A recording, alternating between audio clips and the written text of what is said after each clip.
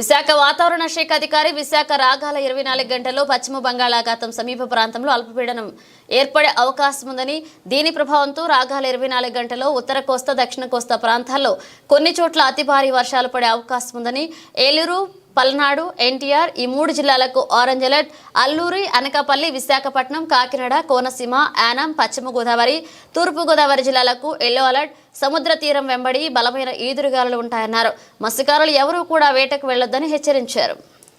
is extending up to east central Bay of Bengal and another some other favorable conditions దృష్ట్యా రేపటి రోజుకి దగ్గరలో ఒక low pressure area west central and adjoining north west bay of బెంగాల్లో ఏర్పడుతుందని మనం IMD బులెటిన్స్లో చెప్తున్నాం. అలాగే next another feature is also added. Shear zone is also continuously line near 22 degrees latitude. వీటన్నింటి దృష్ట్యా కూడా నెక్స్ట్ కమింగ్ 24 hours వరకు కూడా మన కోస్టల్ ఆంధ్రప్రదేశ్లో మోడరేట్ రైన్స్ ఆల్మోస్ట్ మెనీ ప్లేసెస్లో వచ్చేటువంటి ఛాన్స్ ఉన్నాయని చెప్తున్నాం.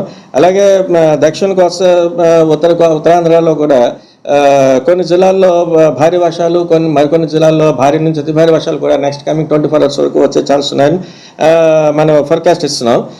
ముఖ్యంగా అయితే పల్నాడు ఏలూరు అండ్ ఎన్టీఆర్ ఈ 3 జిల్లాలకి కూడా భారీ నుంచి అతి భారీ వర్షం రాగలదని మన నెక్స్ట్ 24 hours వరకు ఫోర్కాస్ట్ ఇస్తున్నాం. నెక్స్ట్ హెవీ రైన్ఫాల్ కూడా మరికొన్ని జిల్లాల్లో వచ్చేటువంటి అవకాశం ఉంది. అవి ముఖ్యంగా Alluri Sitaramaraju, next Visakhapatnam, Anakapalli, Kakinada, east Godavari, west Godavari, Konaseema and దాని దగ్గర ఉన్నటువంటి యానం, కృష్ణా అండ్ గుంటూరు ఈ జిల్లాల్లో భారీ వర్షాలు కూడా 1-2 చోట్ల నమోదయ్యే ఛాన్సెస్ అయితే ఉన్నాయి.